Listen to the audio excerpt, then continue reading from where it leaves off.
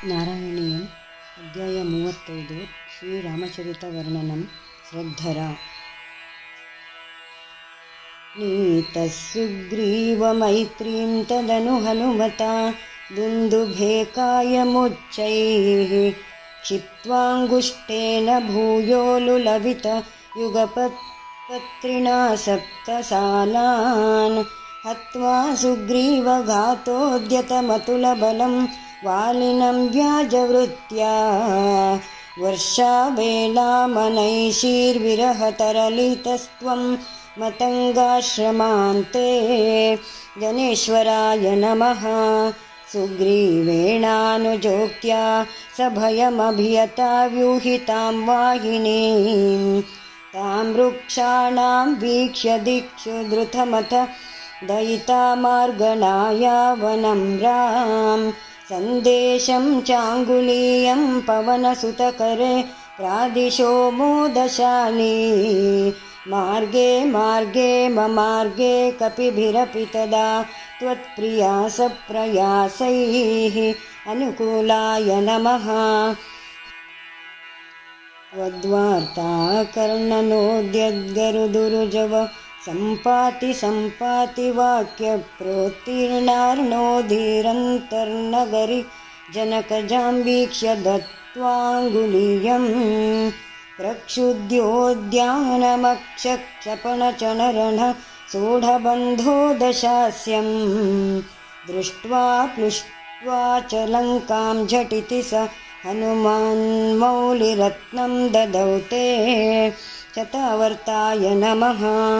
ತ್ವಂ ಸುಗ್ರೀವಾಂಗದಾದಿ ಪ್ರಬಲಕಪಿ ಚ ಮೂಕ್ಚಕ್ರವಿಕ್ರಾಂತಭೂಮಿ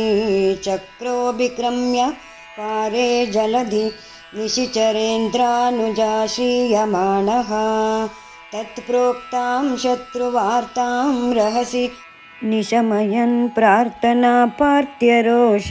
ಪ್ರಾಸ್ತಗ್ನೇಯಾಸ್ತ್ರ ತೇಜಸ್ತ್ರಸದುದಧಿಗಿರಾ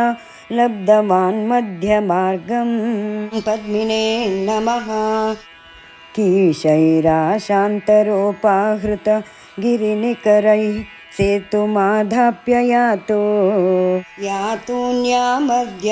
ದಂಷ್ಟ್ರಾ ನಖಶಿಖರಿ ಶಿಲಾಸಾಲಶಸ್ತ್ರೈಃ ಸ್ವಸೈನ್ಯೈಃ ವ್ಯಾಕುರ್ವಾನ್ ಸನುಜಸ್ತ್ವಂ ಸಮರಭುವಿ ಪರಂ ವಿಕ್ರಮಂ ಶಕ್ರಜೇತ್ರಾ ವೇಗಾನ್ನಾಗಾಸ್ತ್ರಬದ್ಧ ಪತಗಪತಿಗರುನ್ಮಾರುತೈರ್ಮೂರ್ಛಿತೋ ಭೂಃ ಪದ್ಮನಿವೇಕ್ಷಣಾಯ ನಮಃ ಸೌಮಿತ್ರಿಸ್ತ್ವತ್ರ ಶಕ್ತಿ ಪ್ರಹೃತಿ ಗಲದಸುರ್ವಾತ ಜಾನೀತ ಶೈಲಘ್ರಾಣಾತ್ ಪ್ರಣಾನುಪೇತೋ ವ್ಯಕೃಣುತ ಕುಸೃತಿಶ್ಲಾಘಿನಂ ಮೇಘನಾದಂ ಮಾಯಾಕ್ಷೋಭೇಷು ವೈಭೀಷಣವಚನಹೃತ ಸ್ತಂಭನ ಕುಂಭಕರ್ಣಂ ಸಂಪ್ರಾಪ್ತಂ ಕಂಪಿತೋರ್ವೀತಲಮಖಿಲ ಚಮೂಭಕ್ಷಿಣಂ ವ್ಯಕ್ಷಿಣೋಸ್ತ್ವಂ ಪದ್ಮನಾಭಾಯ ನಮಃ ಗೃಹ್ಣನ್ ಜಂಬಾರಿ ಸಂಪ್ರೇಷಿತರಥಕವಚೌ ರಾವಣೇನಾಭಿಯುಧ್ಯನ್ ಬ್ರಹ್ಮಾಸ್ತ್ರೇಣಾಸ್ಯ ಭಿಂದನ್ ಗಲತತಿಮಬಲಾಮಗ್ನಿಶುದ್ಧಾಂ ಪ್ರಗೃಹ್ಣನ್ ದೇವಶ್ರೇಣೀವರೋಜ್ಜೀವಿತ ಸಮರಮೃತೈರಕ್ಷತೈರುಕ್ಷಸಂಗೈರ್ಲಂಕಾಭರ್ತ್ರಾ ಚ ಸಾಕಂ ನಿಜನಗರಮಘಾಸಪ್ರಿಯಃ ಪುಷ್ಪಕೇಣ ಅರವಿಂದಾಕ್ಷಾಯ ನಮಃ ಪ್ರೀತೋ ದಿವ್ಯಾಭಿಷೇಕೈರ್ಯುತ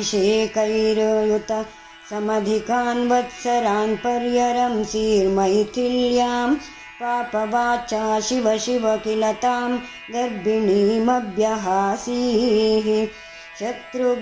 ಶತ್ರುಘ್ನೇನಾರ್ದಯಿತ್ವಾ ಲವಣನಿಶಿಚರಂ ಪ್ರಾರ್ಥಯ ಶೂದ್ರಪಾಶಂ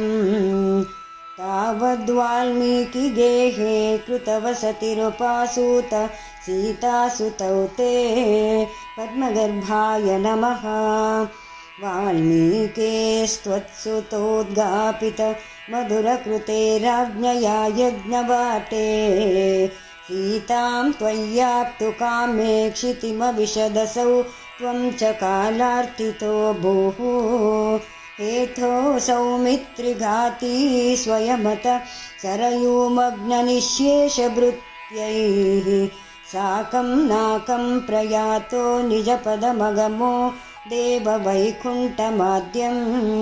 शरीरभृते नमः। सोऽयं मर्त्यावतारस्तव खलु नियतं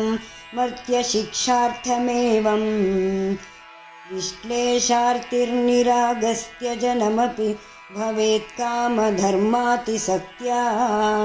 नो चेत् स्वात्मानुभूते क्वनु तव मनसो विक्रिया चक्रपाणे सत्त्वं सत्त्वैकमूर्ते पवनपुरपते व्याधुनो व्याधितापान् महर्धये नमः इति 35 समाप्तं। नारायण नारायण नारायण नारायण नारायण नारायण नारायण नारायण नारायण नारायण